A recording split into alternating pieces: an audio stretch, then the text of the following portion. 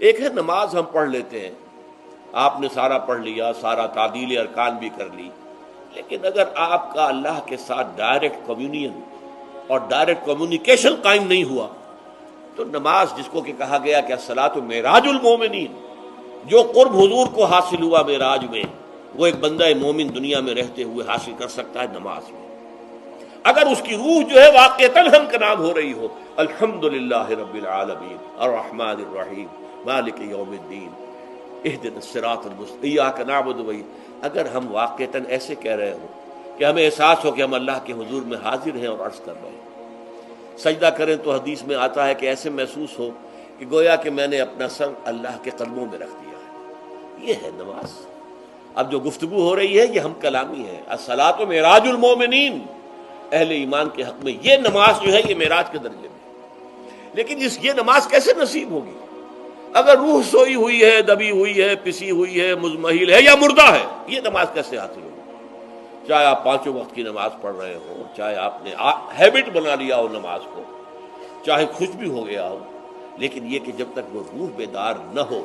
جب تک ہم کلامی نہ ہو، افلاک سے آتا ہے نالوں کا جواب آخر، اٹھتے ہیں حجاب آخر، کرتے ہیں خطاب آخر، جب تک یہ نہ ہو، جیسے کہ میں ایک حدیث قدسی انشاءاللہ آج سناؤں گا سورہ فاتحہ کے ضمن میں، کہ اللہ تعالیٰ کے سامنے جب کھڑا ہو کر انسان جب کہتا ہے انی وجہت وجہی للذی فطر السماوات والارض حنیفا،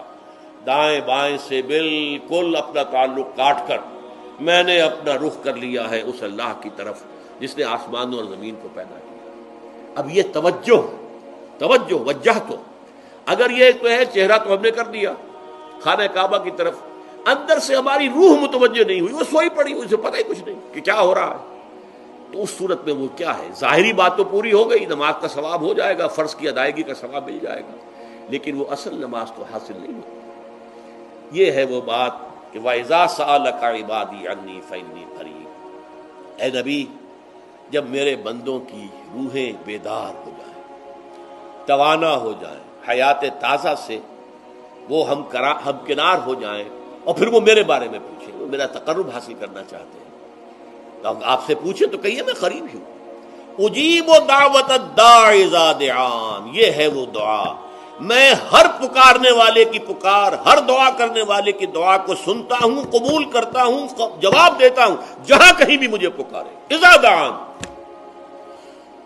اس میں در حقیقت وہ مفہوم آ گیا ہے there and then where ever، آپ اپنے گھر میں ہو کر پکاریں اللہ کو، آپ بستر پر لیٹے ہوئے پکاریں اللہ کو، الذین یذکرون اللہ قیاما وقعودا وعلی جنوبہم، ہاں ٹھیک ہے بعض مقامات بعض اوقات قبول دعا کے لیے زیادہ سازگار ہے، حرم میں جا کر دعا مانگی جائے، اور منا میں، عرفات میں خاص طور پر، جبل رحمت پر خاص طور پر، ملتزم جو ہے کعبے کا اس پر خاص طور پر، وہ ایام بھی ہے خاص، لیکن یہ نہیں ہے کہ بقیہ دنوں میں آپ کے اور اللہ کے درمیان کو بڑا فاصلہ ہے۔ یہ سارا دنیا میں مشرکانہ نظاموں نے تصور پیدا کیا، اللہ تو دور ہے، دور ہے، دور ہے، دور ہے، پاک ہے، پاک ہے، پاک، تم ناپاک ہو، ناپاک ہو، ناپاک ہو، اور تم تو بڑی پستی میں پڑے ہو، تم اللہ سے براہ راست ہم کلام نہیں ہو سکتے۔ کوئی درمیانی چاہیے، کوئی لنکس چاہیے، کوئی پجاری ہوگا، کوئی پروہت ہوگا، کوئی پنڈت ہوگا، کوئی پیر ہوگا، کوئی پادری ہوگا، کوئی پوپ ہوگا، اس کے ذریعے سے تم اللہ سے ہم کلام ہو، خود نہیں۔ اور جب ذریعے بیچ میں آ گئے تو ان کی مٹھی گرم کرو، ان کی چاپلوسی کرو، ان کو بھی جو ہے چادریں چڑھاؤ، ان کو نذرانے پیش کرو۔ یہ ہے بدترین ایکسپلائٹیشن جو مذہب کے ذریعے سے نوع انسانی کی ہوئی ہے۔ یہ دو ایکسپلائٹیشن دنیا میں ہوئی ہے تاریخ انسانی میں، ایک بادشاہوں کی طرف سے خراج دو ہمیں، محنت تم کرو گے کھیت میں، آدھا حصہ ہمارے پاس آئے گا، ہم عیش کریں گے، ہم سٹینڈنگ آرمیز رکھیں گے تاکہ ذرا تم بغاوت کرو تو تمہارا سر کچل دیا جائے۔ یہ ایکسپلائٹیشن بدترین، مانگنے والا گدا ہے، صدقہ مانگے یا خراج۔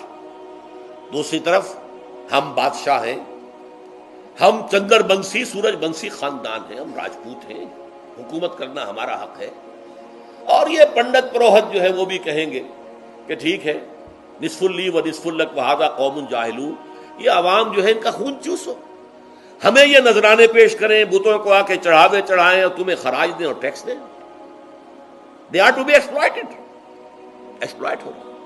اسلام نے آ کر دونوں کا خاتمہ کیا، کوئی ملوکیت نہیں۔ زکوٰۃ ہے تو غربا کے لیے، بادشاہ کے لیے نہیں ہے، یہ تو غربا کے لیے، لہذا کوئی ٹیکس نہیں۔